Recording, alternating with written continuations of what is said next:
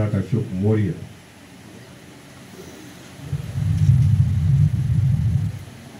संविधानकार बौद्धिसत्व विश्वरत्न doctor Babasaheb Ambedkar, बहुजनांच्या सर्व महापुरुषांना विनम्र अभिवादन करू। आज वर्षावासाच्या मालिकेमध्ये गुरु पौर्णिमेच्या दिवशी इथे उपस्थित असलेले सर्व केंद्राचे पदाधिकारी, भारतीय बौद्ध महासभेचे, महाराष्ट्राचे, मुंबई प्रदेशचे उपासक उपासिका आणि उपस्थित बंधू,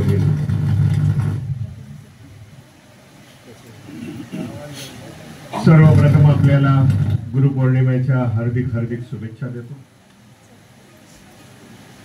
वर्षावासाच्या देखील शुभेच्छा देतो। आषाढी पौर्णिमा ते अश्विन पौर्णिमेपर्यंत ह्या 3 महिन्याच्या काळामध्ये धम्मावरती प्रवचन होती। भगवान गौतम बुद्धाच्या चरित्रावरती होतील, त्यांच्या शिकवणीवरती होतील। अनेक विषयाच्या माध्यमातून दर रविवारी आणि पौर्णिमेच्या दिवशी गुरुवारी प्रवचनांची मालिका हे चैत्यभूमीमध्ये सुरुवात राहील, त्याचा आपण सगळ्यांनी लाभ घ्यावा। काही वर्षापूर्वी अनाउन्समेंट केली होती, घोषणा केली होती की वर्षावासाची सुरुवात ही महाराष्ट्रामधल्या सर्व भारतीय बौद्ध महासभेच्या जिल्हा तालुका शाखावाल्यांनी सुरुवात हे बौद्ध धरोहरापासून सुरुवात करा। जे जे चैत्य आहेत, स्मारक आहेत, केव्ज आहेत, त्या माध्यमामधून तेथे जावं, तिथे नतमस्तक व्हावं आणि पहिला दिवस वर्षावासाचा तेथून सुरुवात करावी, त्याला अभिवादन करू। ही परंपरा आज महाराष्ट्रामध्ये सुरुवात झालेली आहे। आज अनेक ठिकाणावरून फोन आले की अशा प्रकारची सुरुवात केलेली आहे, काही अदर राज्यामधून आलेले आहे की जेणेकरून एक चांगलासा असा प्रकल्प आपण ह्या दिवसापासून सुरुवात करू।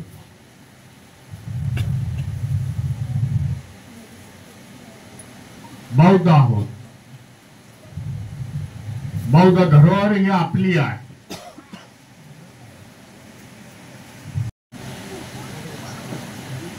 आज मुंबई शाखेच्या वतीने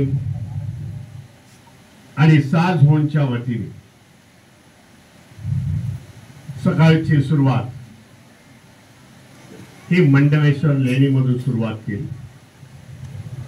जी बोरवली आणि दहिसर याच्या मध्यभागी आहे। त्याच्यानंतर कॅनेरी केव्स बोरवली येथे तिथे सुरुवात झाली, तेथे सेकंडली गेलो। मोठ्या संख्येने लोक उपस्थित होते। हा मेसेज आहे जे हा आपल्या धरोहरावरती इतरांनी जो कब्जा केलेला आहे, त्याच्यावरती अतिक्रमण केलेलं आहे। आज देशभरामधील बौद्ध हा जागृत झालेला आणि तो मांग करतोय की आमची ही धरोहर ही आम्हाला मिळाली पाहिजे। त्याच्यासाठी सातत्य पाहिजे। जे एन्क्रोचमेंट झालेलं आहे, घुसखोरी झालेली आहे, ती काढण्यासाठी अनेक कायदेशीर प्रकार आहेत, कोर्ट केस आहे। आपण आर्किओलॉजिकल डिपार्टमेंटशी पत्रव्यवहार आपला चालू आहे, परंतु तेवढं काही यश येत नाही. उत्तर येत आहेत आम्ही हटवू, थोडेफार प्रमाणामध्ये हटवण्याचा प्रयत्न पण झालेला आहे, परंतु येथील व्यवस्था जी आहे, सरकारी व्यवस्था आहे, मग केंद्राची असेल स्टेटची असेल व्यवस्था, हे तेवढं आर्किओलॉजिकल डिपार्टमेंटला करून देत नाही. कायदेशीर मार्ग आपल्याकडे उपलब्ध आहे आणि त्या मार्गाने आपण त्याच्या पुढचा आपण लढा देऊ शकतो. एक ठरवण्यात आलं, भिकाजी कांबळे यांनी सूचना दिली, जर असं असेल तर आपण मोर्चा का काढू नये. जे आर्किओलॉजिकल डिपार्टमेंट आहे, सायन येथे त्यांचं मोठं ऑफिस आहे, एक 10-15 हजार लोक जर आपण गेले तर ही नॅशनल न्यूज होऊ शकते.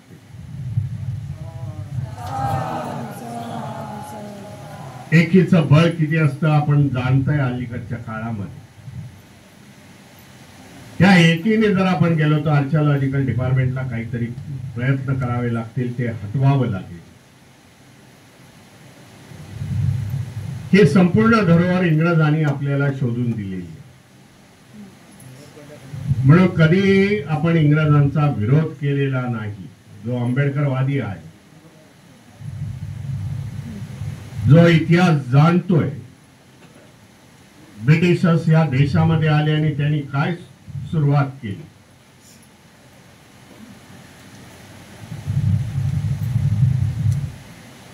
ह्या वेळचं नोबेल प्राइज तोषिक तुम्हाला सांगतो. ह्या वेळचं जे नोबेल पारितोषिक पुस्तकाला जे मिळालेलं आहे,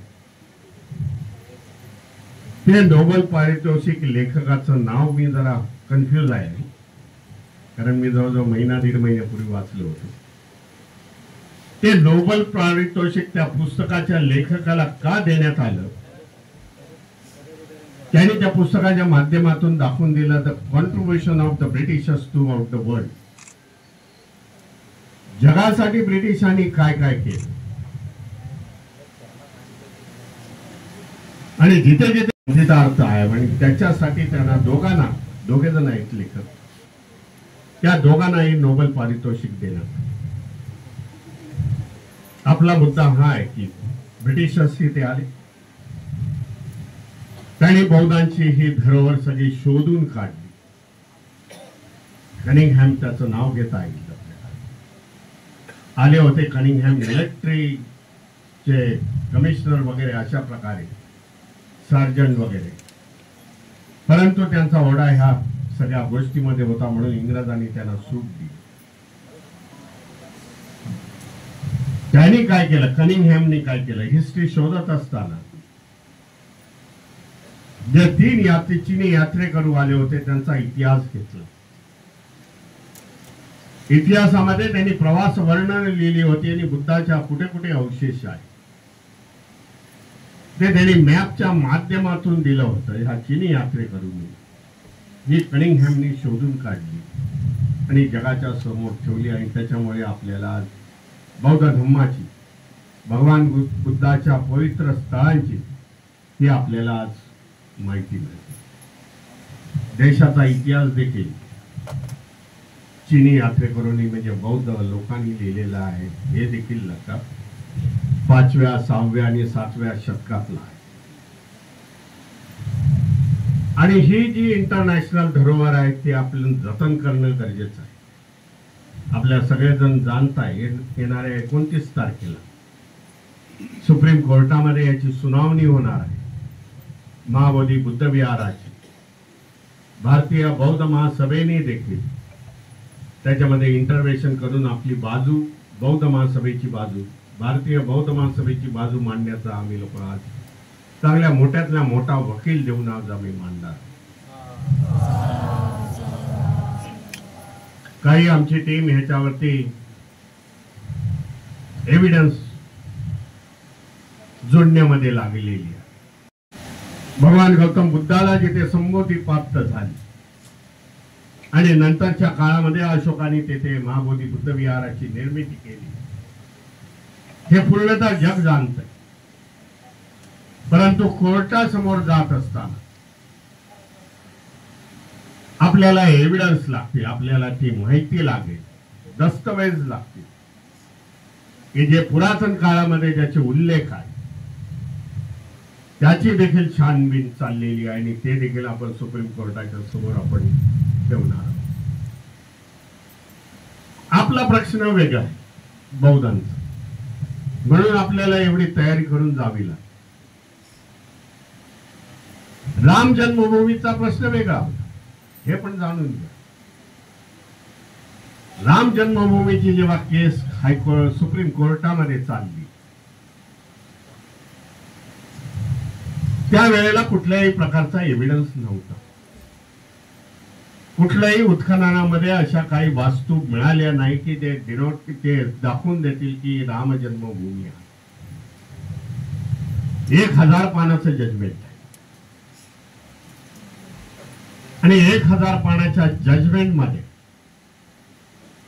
त्याने सांगितले करोडो भारतीयांची जी आस्था शब्द आहे त्याच्यामुळे आम्ही हे जन्मभूमी असं डिक्लेअर करतो. म्हणून बोललो आपल्यासाठी वेगळा न्याय आहे, दुसऱ्यांसाठी वेगळा न्याय आहे. परंतु हे नंतर झाल्यानंतर महाबोधी बुद्ध विहाराच्या नंतर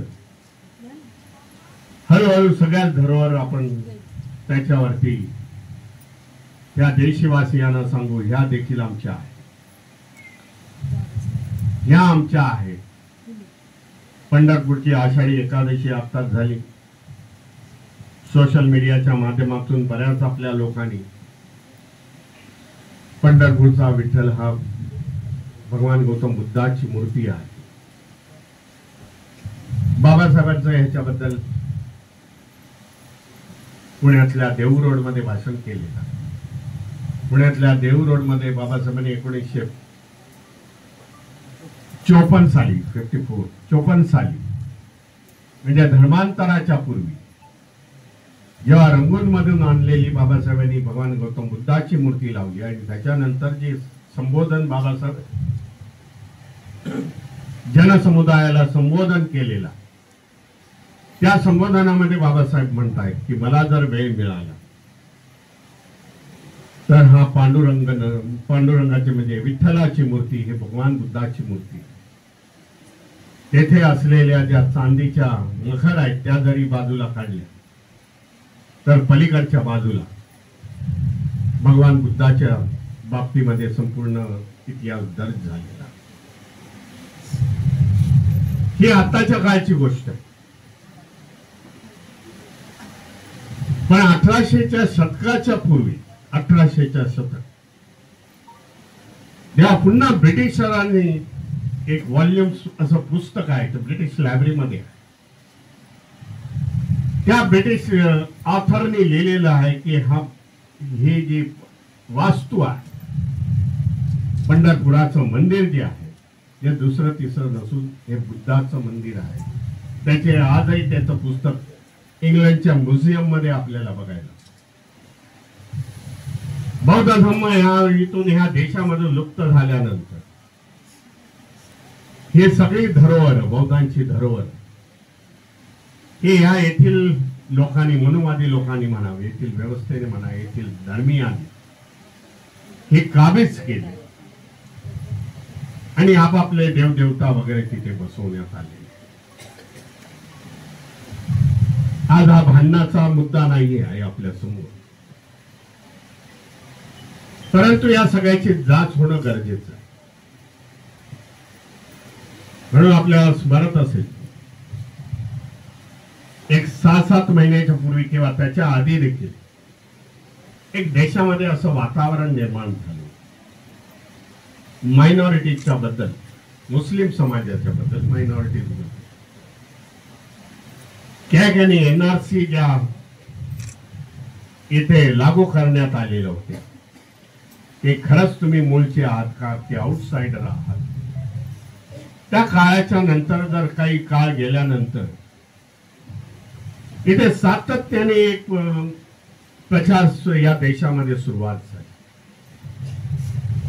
मग तो व्हॉट्सअपच्या माध्यमामधून असेल, मीडिया, न्यूज मीडियाच्या माध्यमातून असेल, टीव्ही मीडियाच्या माध्यमातून असेल,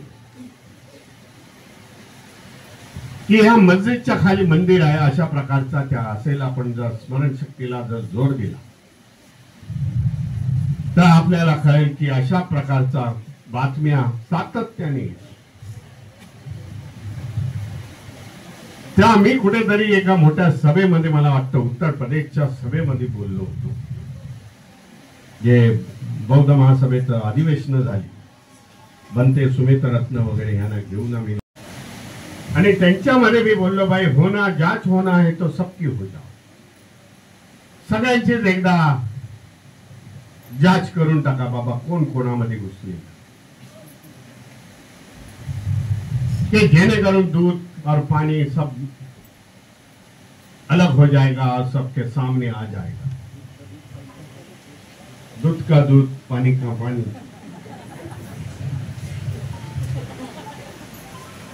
अशा प्रकारे ह्या व्यवस्था या देशामध्ये आहेत, त्याच्यामधून आपल्याला वाटचाल करायची आहे. वर्षावास आहे, गुरुपौर्णिमा आहे, भगवान बुद्धांना एनलाइटमेंट मिळाला, संबोधी प्राप्त झाली. भगवान बुद्धांनी विचार केला, हे ज्ञान जे प्राप्त झालेलं आहे ते ज्ञान मला इतरांना द्यायचं आहे. मग त्यांना 5 संन्यासी नंतर ते भिक्खू झाले. त्यांना त्यांनी पहिल्यांदा प्रवचन दिलेला, देशना दिलेली आहे. तेथून गुरुपौर्णिमेची सुरुवात झाली. आज जे देशामधलं चित्र आहे की ह्याच्यापासून सुरुवात झाली आणि त्याच्यापासून सुरुवात केली, ज्याने काहीच ह्या देशामध्ये उभं केलं नाही, ज्याने ह्या देशाच्या उभारणीमध्ये त्यांचा हातभार नाही, ज्याने विद्रोपीकरण केलं, असे लोक म्हणतात गुरुपौर्णिमा आमची. म्हणून हे गुरुपौर्णिमेच्या माध्यमातून आपण देशवासियांना सांगावं लागेल, बाबा भगवान गौतम बुद्ध आणि त्यांचा 5 भिक्खू संघ ज्यांना ते प्रवचन केलेलं आहे, देशना दिलेली आहे, चरत भिक्खूवरची देशना दिली.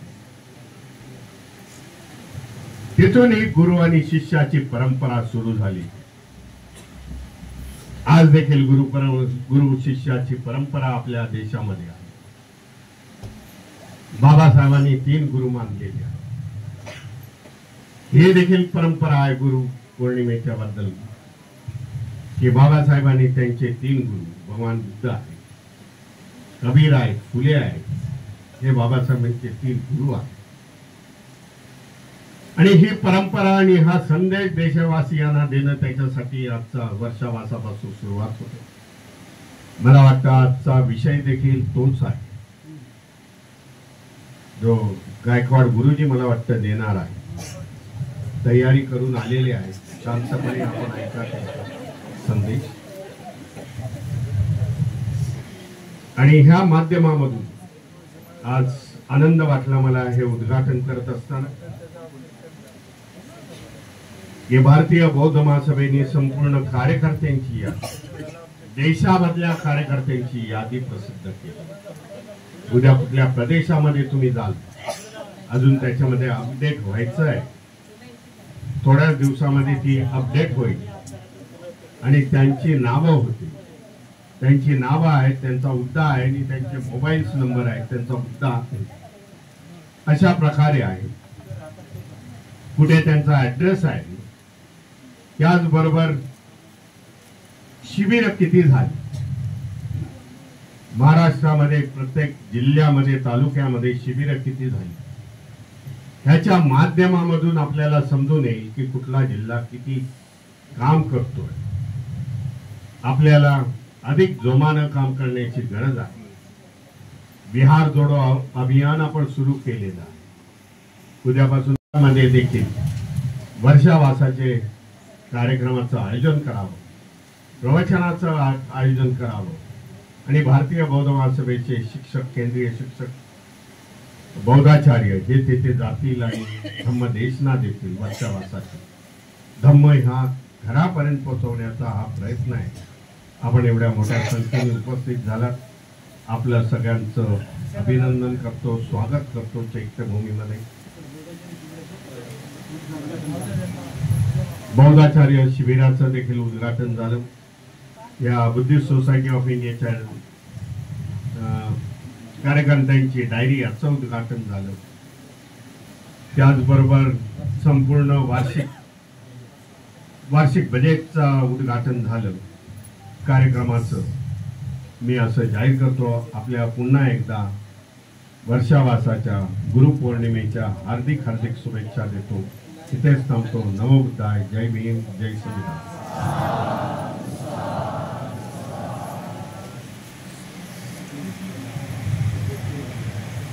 महाराष्ट्रामध्ये सगळ्यात जास्त शिबिर किंवा देशामध्ये सगळ्यात जास्त कोणत्या जिल्ह्यानं शिबिर केली असतील तर ते ठाणे जिल्ह्याचा प्रथम क्रमांक लागतो.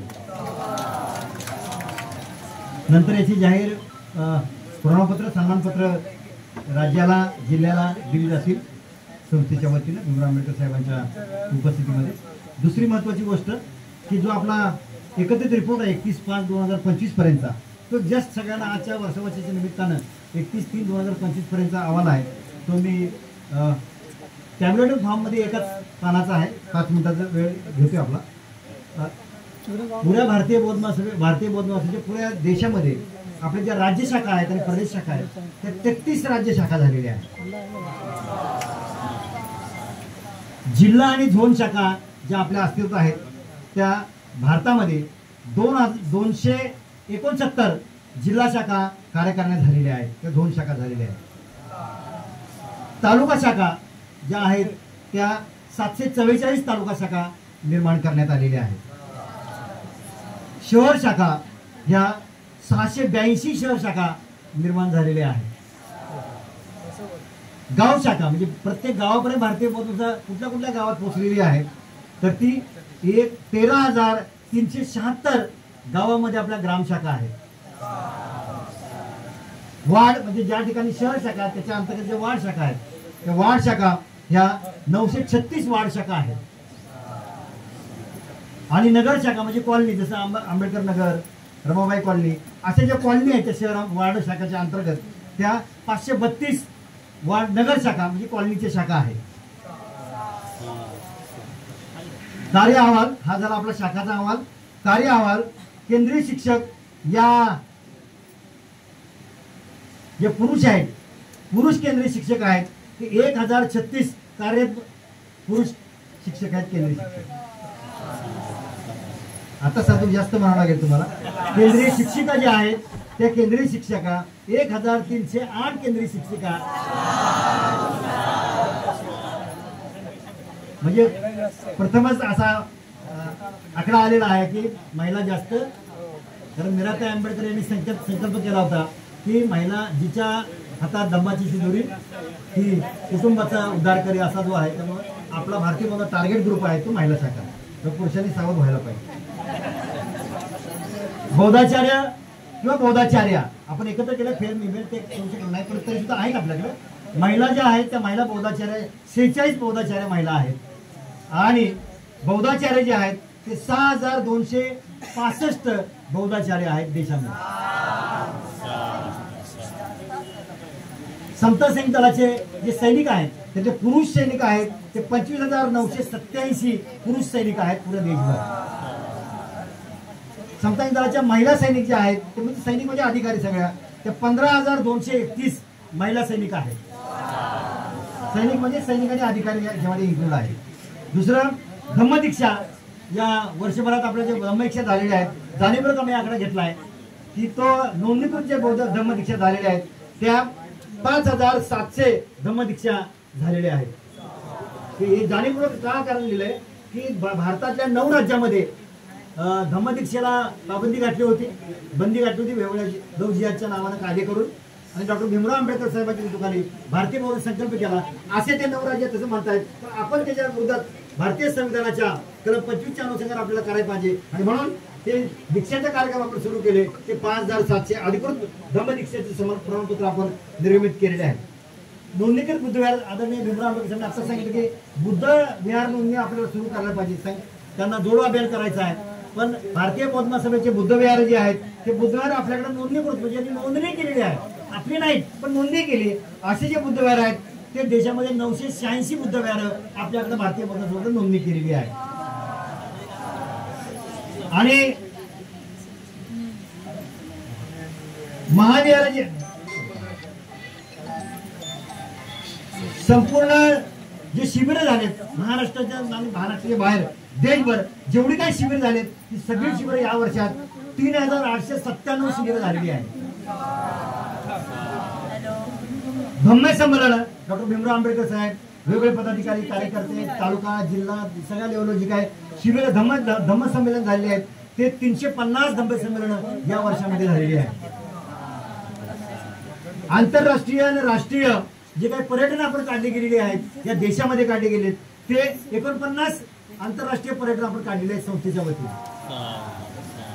राज्य पर्यटनचे म्हणजे इंटरनल राज्यामध्ये जे पर्यटन म्हणजे विशेष करून महाराष्ट्रामध्ये तालुक्यात म्हणजे जसं की आपण महाडला जातो, बरोबर आहे, भीमा कोरेगावला जातो, रमाईच्या वरणला जातो, तर अशी जी शिबिरं अशी जी काही पर्यटन काढलेली आहेत ते राज्य पर्यटन जी 226 पर्यटन काढण्यात आलेली आहे. संस्थेचं जे विहार आहे अधिकृत मालकीची जी विहार आहेत संस्थेची विहार त्याला आपण महाविहार म्हणलंय कारण ॲडव्होकेट बाळासाहेब आंबेडकर यांच्या नेतृत्वाखाली 2008 पासून आपण सुरुवात केली होती ती. तर त्याच्यात जे महाविहार जे आहेत त्या छोटी विहार जे झाली आहेत ती विहार आतापर्यंत जे नोंदणीकृत आहेत भारतीय बौद्ध महासभेचे अधिकृत आहेत ते 50 बुद्ध विहार आपली भारतीय बौद्ध महासभेची आहे. त्यात सगळ्यात महत्वाची सांगू इच्छितो या निमित्तानं की कर्नाटकमध्ये आपलं स्वतःचं बुद्धविहार आहे.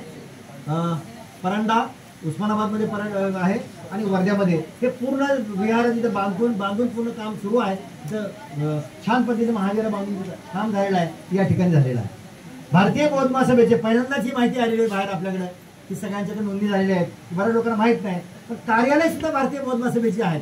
या ठिकाणी कार्यालय चालू आहे काय आपल्या वाटते भारतीय बौद्ध महासभा कार्यालय इथेच आंबेडकर भवनमध्ये आहे. तर कार्यालय देशामध्ये 146 कार्यालय भारतीय बौद्ध महासभेची त्या लेवलवर आहे. आणि डॉक्टर भीमराव आंबेडकर साहेबांच्या संकल्पनेनं आपला असा विषय साहेबांना म्हणलं की काही लोक नियमित धम्मदान देतात काय. ही प्रक्रिया सुरू झाल्यानंतर हळूहळू ती प्रक्रिया सुरू झालेली आहे. आम्ही बंधन घातलं नाही परंतु इच्छेप्रमाणे कोणी जर करत असतील तर हरकत नाही. परंतु या वेळेला नोंद झालेली आहे 1305 लोक नियमित धम्मदान भारतीय बौद्ध महासभेला तालुका, जिल्हा, केंद्र या ठिकाणी देतात. केंद्राला मला वाटते एक कुठले कर्नाटकची एक व्यक्ती दर महिन्याला 500 रुपये धम्मदान देते.